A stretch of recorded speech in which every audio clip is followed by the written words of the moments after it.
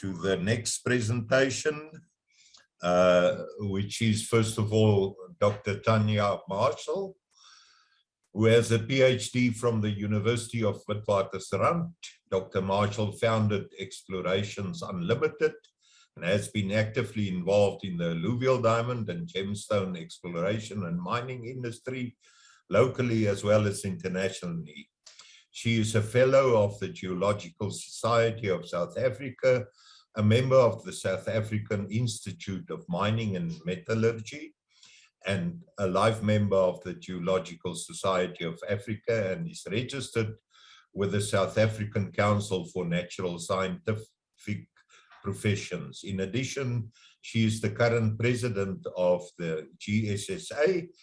She is the immediate and past chairperson of the SAMCODE Standards Committee and the chair of the Diamonds and Gemstones Working Group. She's also an adjunct visiting professor at the Department of Mining and Engineering at the University of Witwatersrand, and where she lectures in professional ethics as well as compliance and reporting in the minerals industry. Together with her, I see they both here as presenters. John Ward holds a doctorate in geology, PhD from KwaZulu-Natal University, and has worked in about 26 countries, 20 of which were in Africa, mainly on alluvial and kimberlite diamond projects ranging from greenfields exploration through to large-scale mine production operations. Apart from his current consulting, John has also worked for a major and 2 junior diamond companies, and is a recipient of 2 medals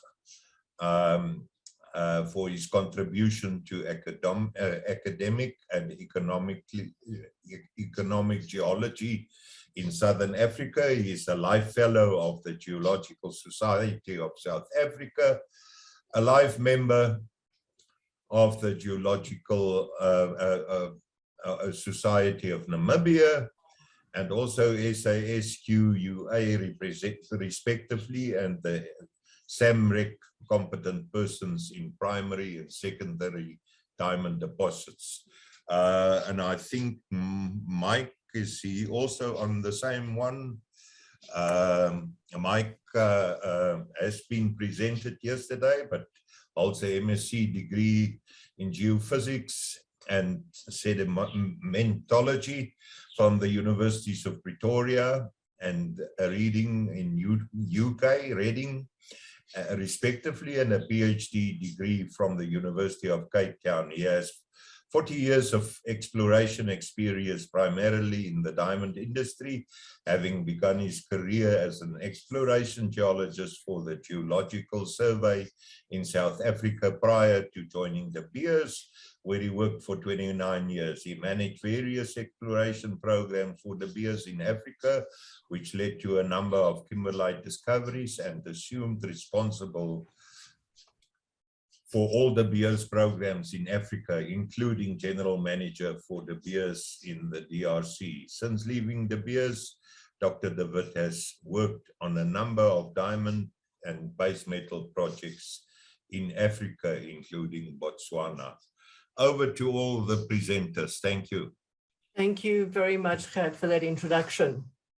I would like to initially acknowledge my co-authors, Mike de Wit and John Ward, and also the many other geologists who've contributed photographs and data from both current and previous operations. The hard work and successes are all theirs. The mistakes and the misapplications, well, I managed to do that all by myself. Africa is by far the most productive continent when it comes to alluvial diamonds. And we're going to take a look at some of these today. We're not going to focus on the detail of all of them, rather look at an overview and then some principles of deposition and exploration that relates to alluvial deposits in general. So if we have a look at where alluvial diamond deposits form, we see them throughout the entire stratigraphic column. but we see them significantly more in the Mesozoic and the Cenozoic. And of course, questions then arise whether we're looking at availability of source rocks, conditions for formation, or simply the preservation history. Well, those questions don't form part of what we're going to be talking about today. We also find our alluvials in a number of different depositional environments, right from adjacent to or even overlying primary deposits, all the way to the marine environment and pretty much everything in between. And we will look at some examples of all of these today. So firstly, if we have a look at the deposits which occur proximal to source, places such as Lesotho, Angola, Botswana, Tanzania, Ivory Coast, they all have alluvial trains leading from the pipe itself downstream varying distances. Now, one of the questions that we're always asked is, how far down the river do the diamond values increase from industrial to gem quality? This work here was done by John Ward some years ago, looking at the diamond values within the first kilometer of the Letseng pipe in Lesotho. And we see, here's the pipes in Lesotho, and here are where get this laser pointer going. Here are the pipes, and here in a very short space, we start finding some proximal alluvial deposits. And we see, even in this very short space, diamond values of all sizes increases immediately. We have a look at this diagram here.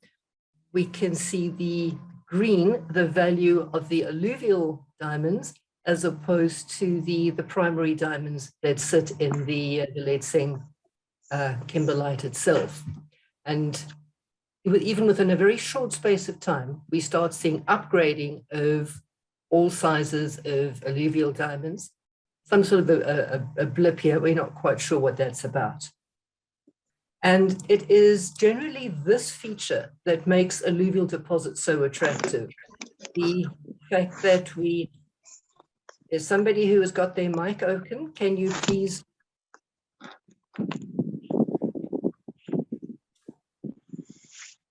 Okay, so it's this feature that makes alluvial deposits so attractive, that you can increase the value relative to the primary source, even if it is reasonably nearby. So the exploration principle that we're looking at here is that you don't have to be far from a primary source to start looking for high value alluvial deposits. If we go across to the Ivory Coast, we find the Segula kimberlites probably around late Cretaceous. Diamonds have been known here since 1927. We've had mining by the early French and the Belgian companies in the mid-40s. Diamonds were mined by the State Company and also West African Selection Trust and Harry Winston in the 60s. Then we went through the late 70s, where there was civil unrest. And it was only since 2014, when the embargo was lifted, that production started again, but mostly in the alluvial space. Here we do see a bit of artisanal excavation directly on top of the Tubabuco dikes. But downstream from that, we find a number of both high-level and low-level terraces, right even onto the floodplains. The diamonds are fairly small. We're looking at about 0.3 of a carat on average. The largest alluvial stone found to date was 27 carats. Mostly white colors, but also around 30% gem quality. So we're looking at less than $100 a carat. We move across to the DRC, to the Mbujimai area.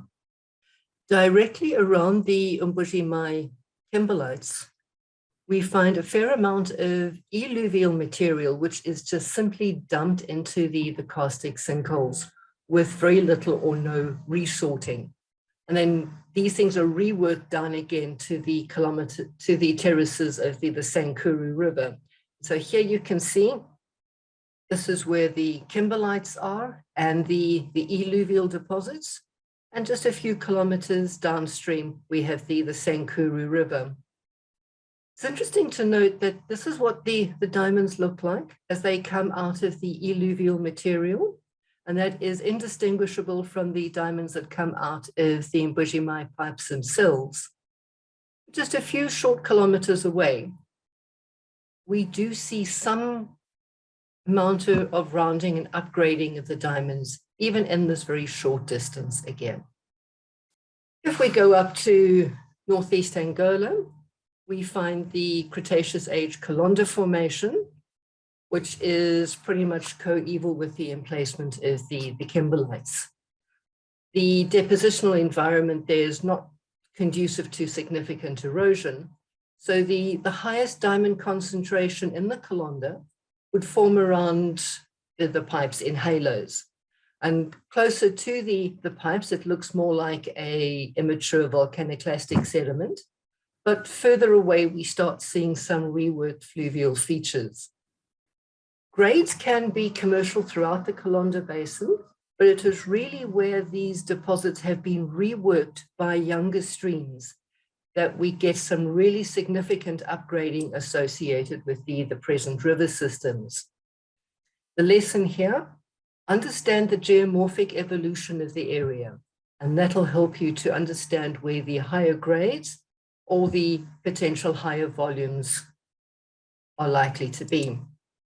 If we move on to Tanzania, here we see how the level of erosion of the kimberlite combines with the nature of the drainage to influence the development of alluvial deposits.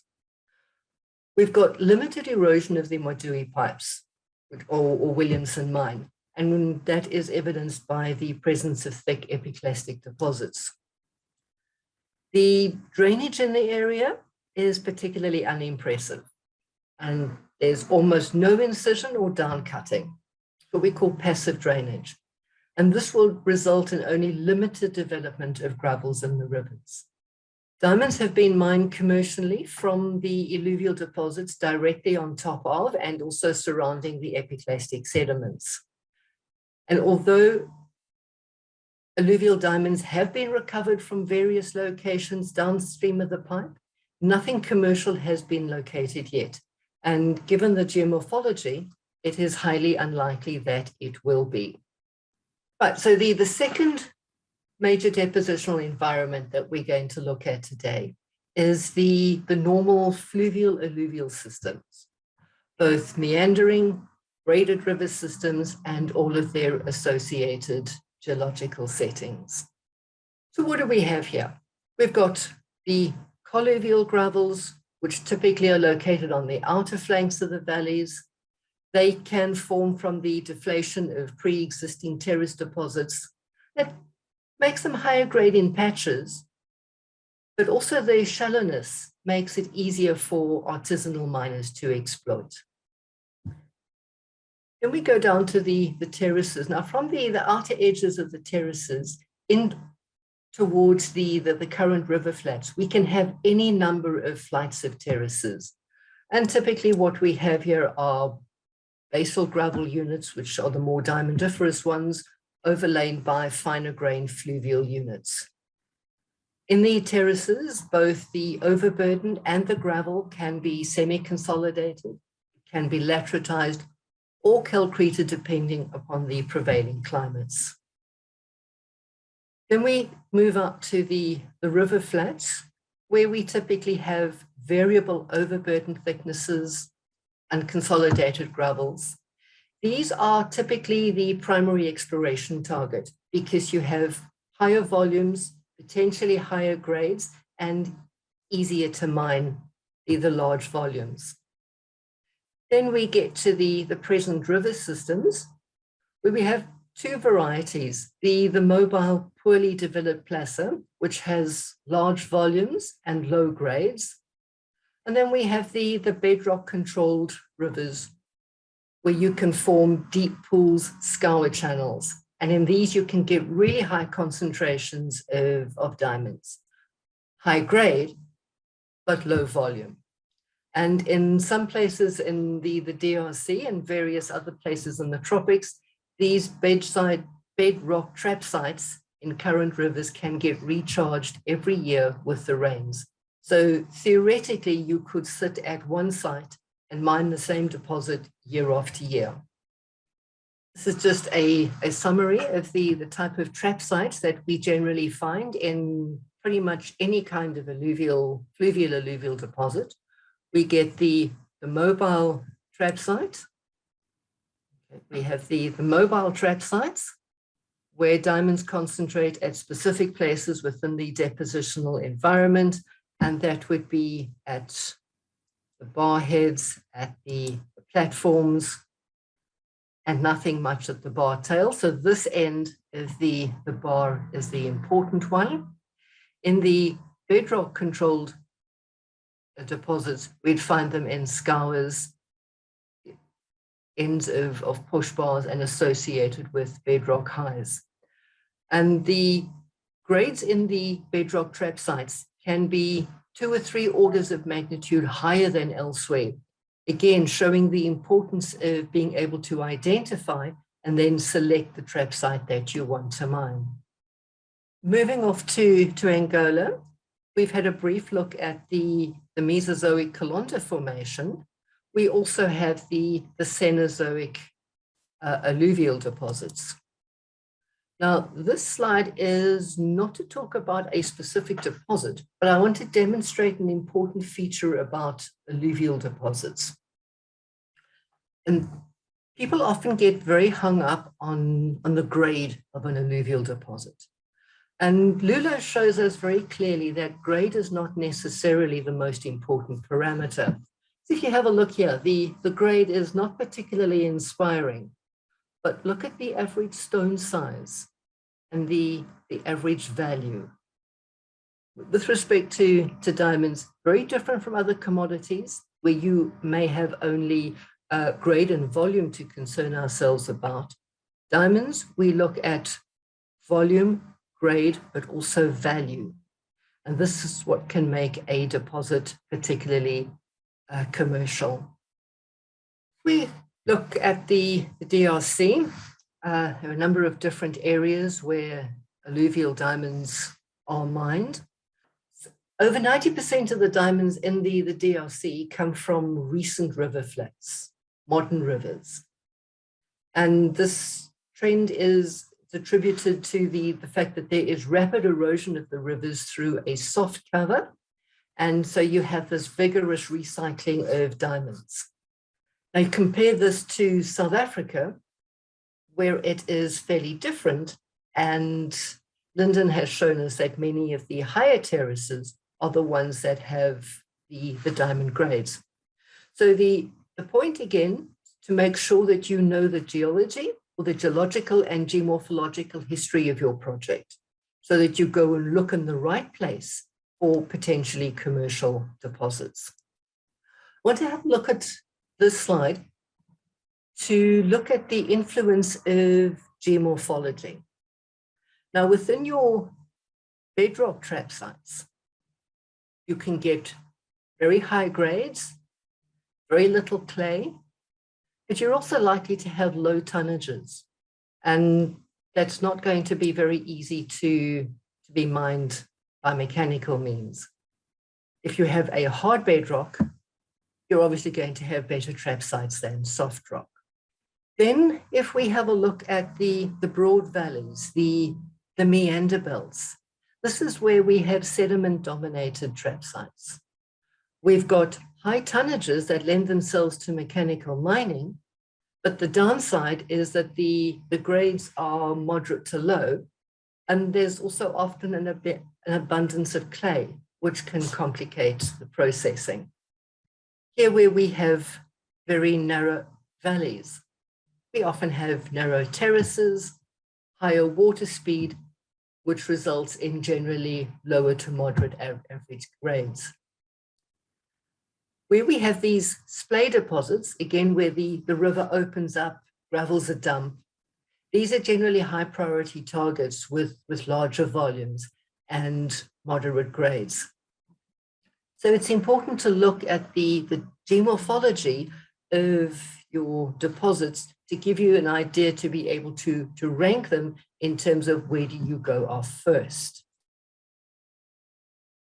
Not only geomorphology, but also the sedimentology of the gravels. And here I'm looking specifically at the issue of classed sorting. In the Chikapa region, we find two layers of gravel, a basal gravel, which as you can see has a reasonably high grade, and it is a poorly sorted gravel. Whereas the upper gravels have a very low grade, but they're a much better sorted gravel.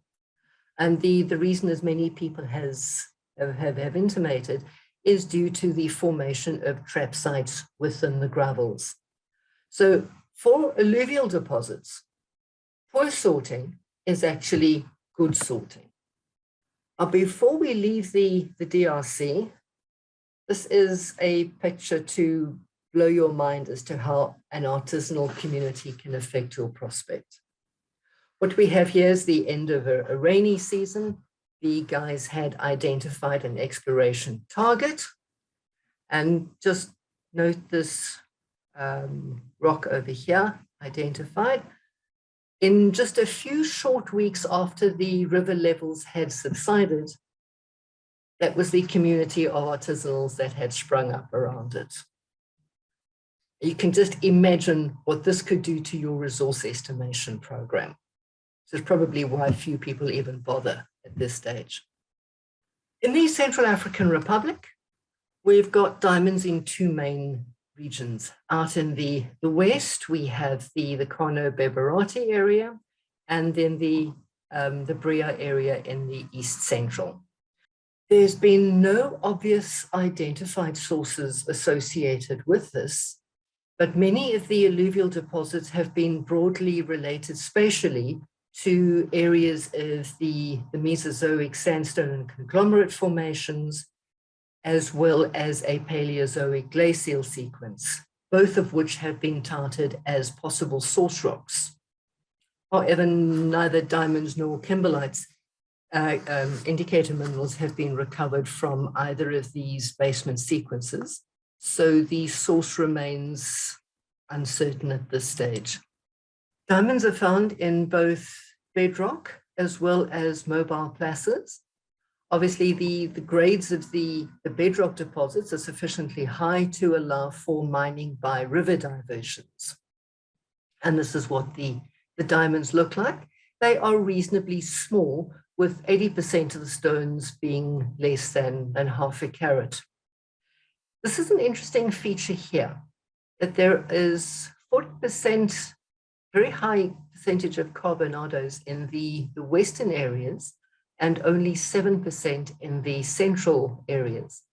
And this becomes more interesting when we go across the border to Cameroon, where again, we find a high percentage of carbonados, this time to the east of Cameroon, abutting onto the western areas in the Central African Republic.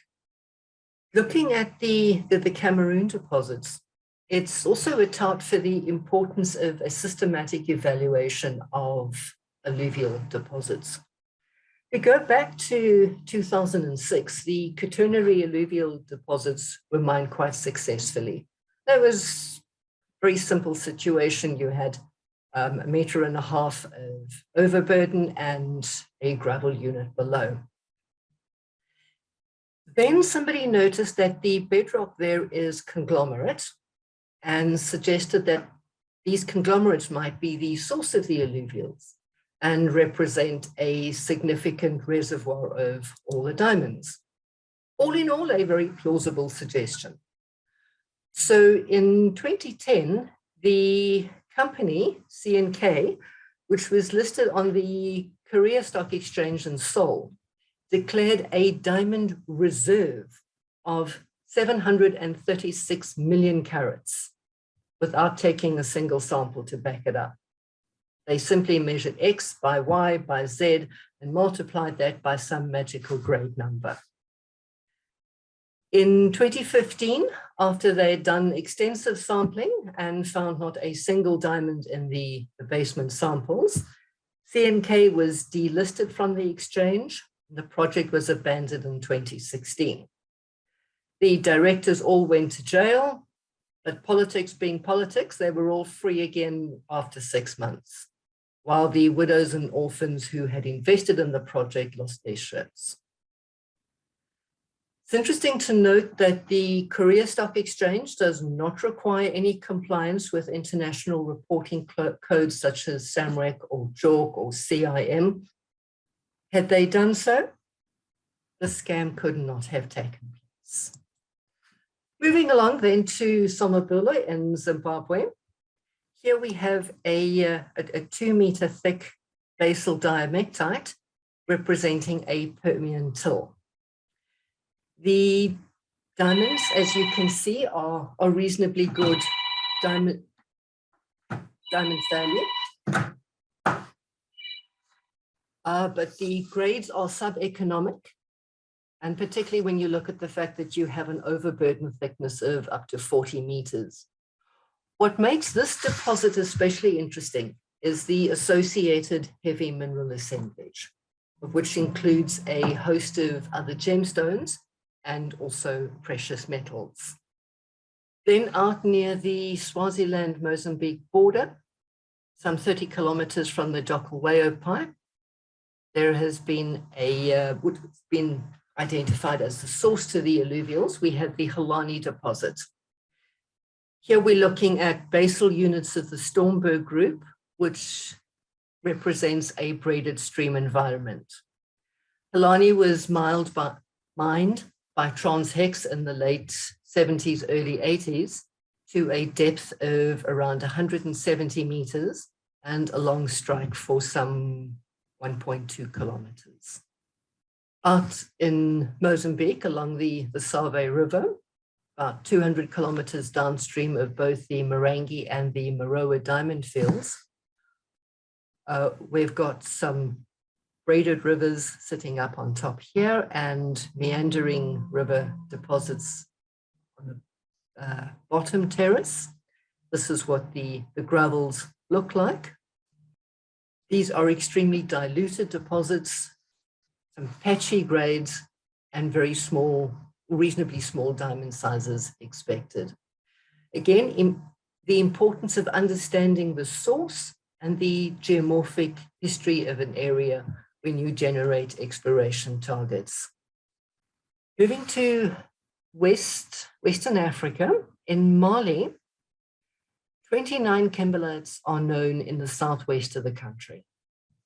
8 are reportedly diamondiferous, but not commercially so. But alluvial diamonds are recovered as a byproduct of alluvial gold deposits in the Kinieba district. But just look at the size of these stones. 15% of the stones are greater than 15 carats in size. There's some 50 carat stones known, the largest of which is 98 carats. Very interesting stuff happening here. In Sierra Leone, the alluvial deposits exist primarily in the rivers in the eastern half of the country, and they're pretty much sourced from the high-grade dikes around Koidu and Tongo. The grades in these deposits can be phenomenal, with the highest grade known from an alluvial deposit at over 8,000 carats per ton.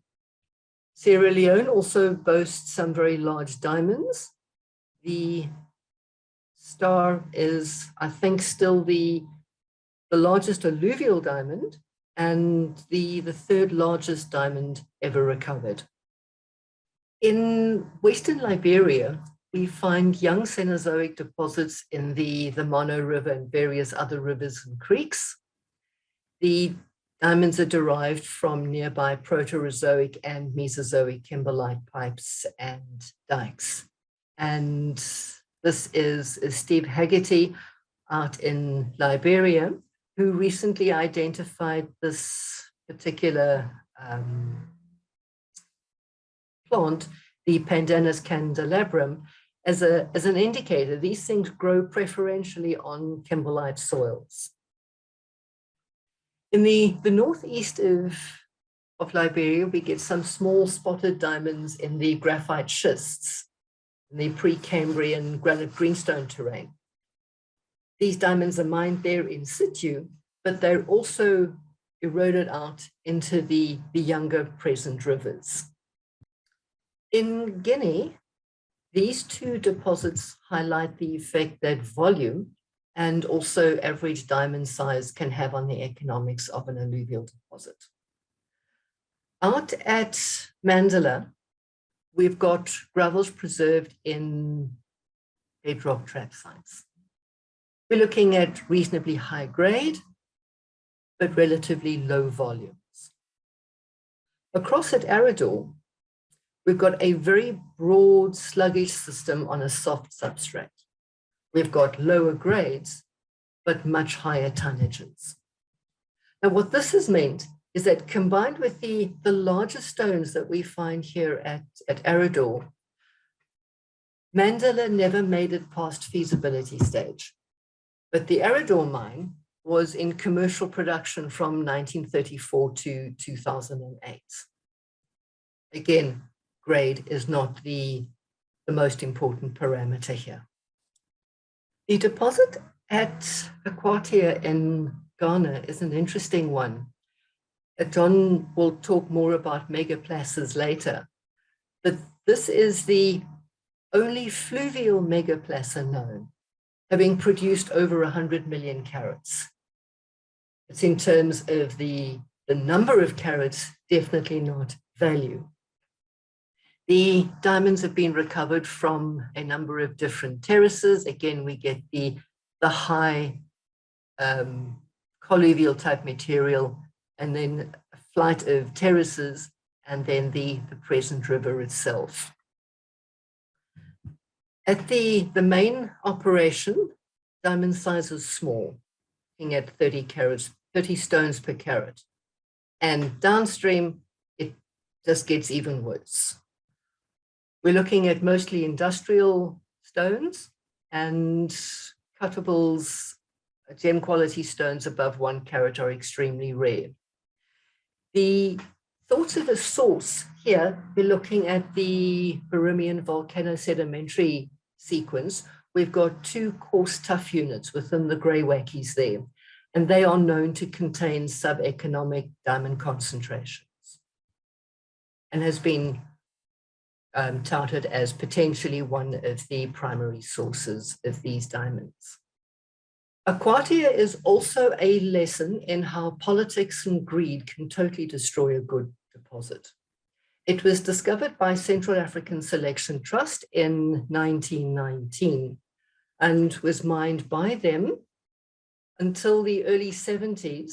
A joint venture or a partial nationalization took place, and the Ghana Consolidated Diamond Company developed, and they mined commercially, producing some 2.5 million carats a year. Then followed a lethal combination of total nationalization and gross mismanagement. And so by 2006, we just had a few legal and illegal diggers trying to eke out an existence. The whole deposit was put out to tender, but no one was willing to take on the historical debt which was held by the state. And the state wanted the incoming party to pay for all of that. In 2011, a state-owned company, Great Consolidated Diamonds Ghana Limited, was developed, and this was going to refurbish facilities, expand the resource base, start mining, do outstanding rehabilitation, and all of this was going to be done using over $100 million promised by a Chinese corporation. The money's never materialized, and in 2019, Great Consolidated Diamonds Ghana Limited disintegrated. Since then, various other international companies have looked at it. Okay, so if we look then at the third depositional environment, This is the sink. In its very simplest form, the diamonds drain off the craton from primary sources or pre-existing alluvial deposits. They go through the alluvial system into the inter or intracratonic setting to form terminal placers. And here is where they can be reworked by various marine processes.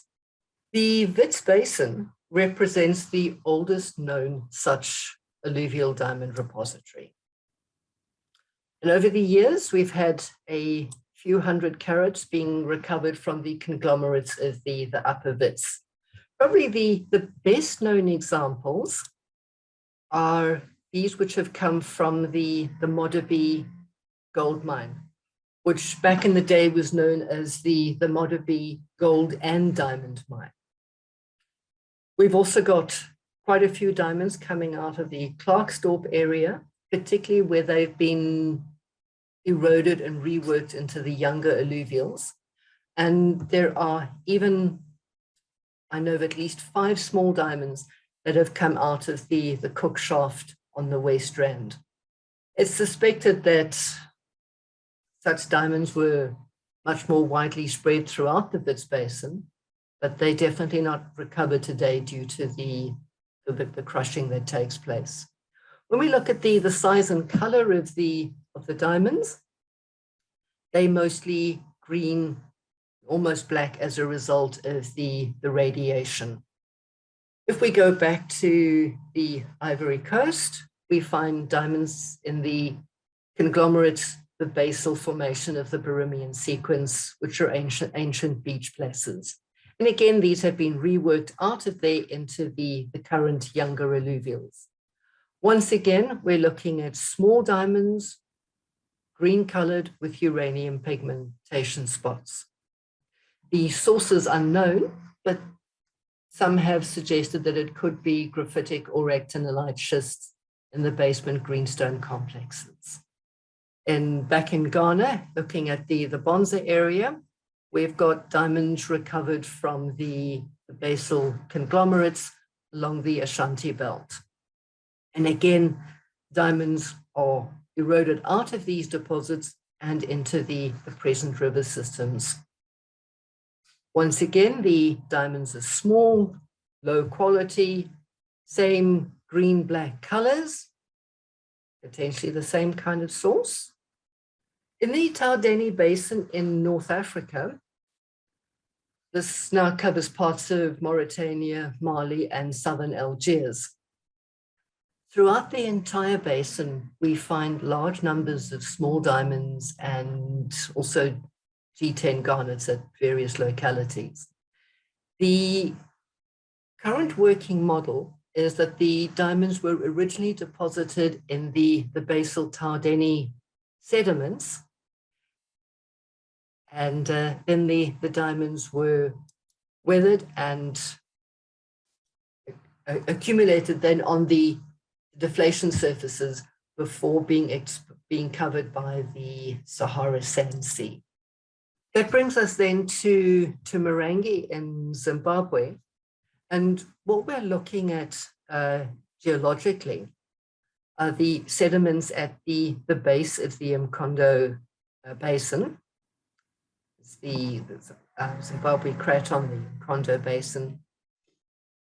And the diamonds occur at the base of an alternating siliciclastic and carbonate sequence. Now, on the edge of the basin, we got these thick cobbled conglomerates with incredible grades of 2,000 to 8,000 carats per 100 ton. This unit then thins basinward until it's only a thin grit layer with much lower grades, 250 carats 100 ton. But one of the defining features of the Marange deposits are these very large, rounded, low-quality diamonds. But make no mistake, there are a goodly number of gem-quality diamonds in the mix as well. And this has been interpreted as a proximal terminal placer on the edge of the Zimbabwean craton, where you've had repeated and long-lived tidal reworking in a shallow depression. The last one that we'll have a look at is the Namibian terminal placer, where diamonds have been deposited as beach deposits of various ages. Here we can see some examples, but John and Ian are going to talk more about these in the next two presentations. The major difference between this and MARANGE, which both have produced over 100 million carats, excuse me, MARANGE has some 10% gem quality and Namibia has over 95%, potentially related to the distance of travel from their primary sources, but more likely related to the energy of the Atlantic Ocean. Highlighting yet again the importance of understanding the geomorphology as well as the environmental context in which that deposit is situated. There are many other alluvial deposits worldwide. We see some in South America, Arctic Siberia, India, New South Wales, and Kalimantan, all of which is a story for another day. And as my voice is giving out, I'd like to say thank you very much for your time, and if there are any questions. Thank you so much, Tania. I am on my way to look for a ticket to get to Mali right now, but be that as it may, any questions? Just by way of an update, John Ward or Tania, what's actually going on at MARANGE today? Is there much activity, or is it not much? John, I mean, John and various other people might have additional comments, but the last time I had a look at it, there was interest from various international companies. But I think the major problems were trying to write an acceptable contract between contractors and the government. Things have slowed down quite dramatically, and I don't know what is happening currently. A couple of years ago, Alrosa were working with them down at Chimanimani. And certainly on the Alrosa website, they talk about being involved in exploration in Zimbabwe, but don't give any details. So I don't know what's happening at the moment. That was all pre-COVID. Yeah, well, and if you look at the KP figures, I mean, the production has tailed off dramatically. And of course, you know, that the average value is orders of magnitude different to what we're going to hear of on the West Coast. I guess in the sort of peak days of mining, it was something like $35 to $50 a carat, you know, average. I mean, Tania showed us some substantial numbers there, but on the whole, it wasn't a great product. Yeah, the Zimbabwe KP numbers are, you know, it's the wrong word, but contaminated by Maroa, of course. So it raises the average value quite significantly. So I suspect Maroa's value is quite a bit lower than the average, maybe closer to 20 or 30 than the 50 that you're talking about, if you do the numbers. Yeah, MARANGE is definitely down there. Yeah. So basically, they've cleaned out all the modern alluvials. That's pretty much gone now. And they were into the hard rock conglomerate, which was still running at anywhere between 20 and 80 carats a ton. That was in Area A, which was the discovery block that Mbada had. And that was being run by ZCDC with drill and blast. What was interesting, the bit of work I did in 2014, that basal contact is quite faulty. And there were throws of, you know, up to about 15 meters on it. So you couldn't even look at planing across the unconformity to try and make it work. But but again, so what they were doing is, Bill, you'd be interested. They were bringing in some of the kimberlite from Chikara and Wengezi and treating that to see what was coming out of that. We treated some of the alluvials that came from the direction of Chikara. It was very low grade though. But Alrosa were we're looking at in the last 2 years, they've been actually down in the Lowveld. They're just systematically going through the old records, including the Rio Tinto ones, and that the 19-hectare body. So they've set up a major centre in Harare.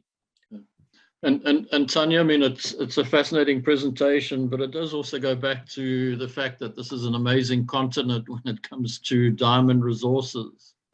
You know, so obviously, you know, the first thing you need to have resources is obviously sources. But, you know, and I guess too, geomorphology and these big river systems and minor river systems play a significant role in creating all these secondary deposits as well. I mean, you and John and Mike de Wit and, you know, Lyndon have seen large parts of the continent. I mean, so much goes back to geomorphology. Is that correct? Oh, absolutely, John.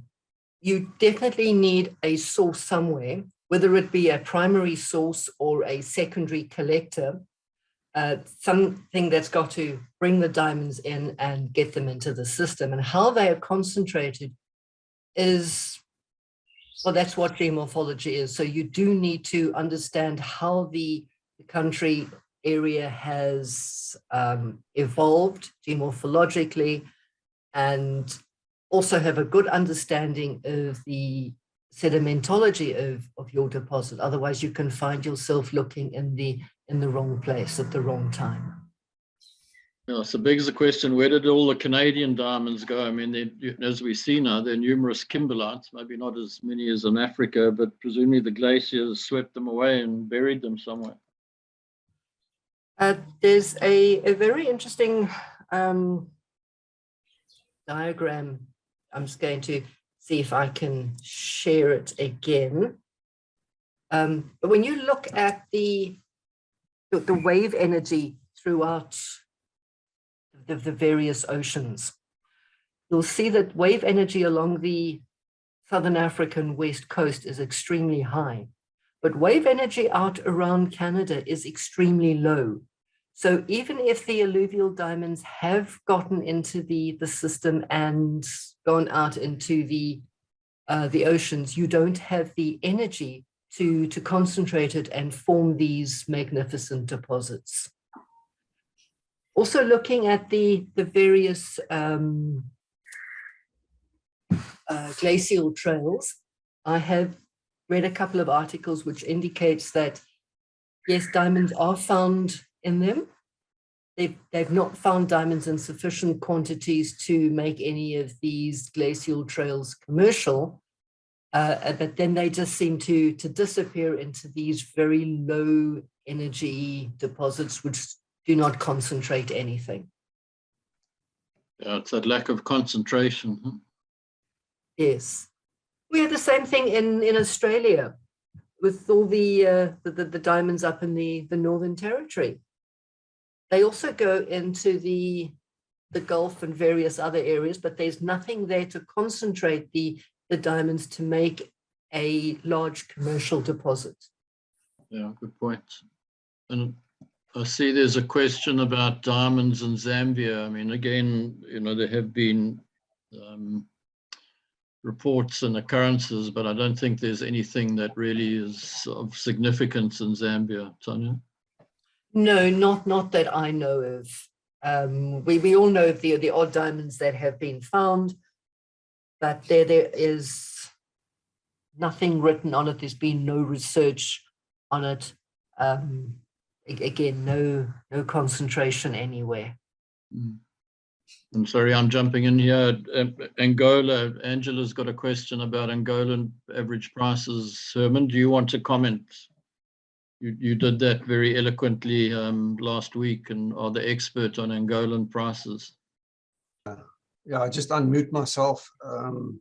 Yeah, I did see that question. Actually, the Angolan average price is from Kimberley Process Records, is the same as the global price, and it's around about the global average price. It's around about 100 carats per ton, $100 per carat. But it's actually very misleading at looking at the average price of Angolan diamonds, because their alluvial diamond production is much higher quality. There are larger stone sizes involved. So the alluvial diamond averages around $450 to $500 a carat. And then the balance of Angolan production is, of course, from Katoka, where the average price point is around $85 to $90 a carat. Yeah, I think Katoka is producing about 7 million carats a year, just over 7 million carats a year.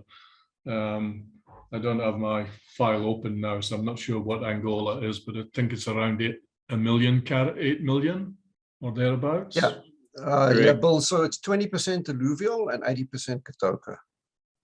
And I guess it's the same sort of situation as South Africa. I mean, I guess, you know, Phoenicia, Cullinan, and the kimberlites far outweigh the, you know, the relatively small abundance of alluvial product of exceptional value.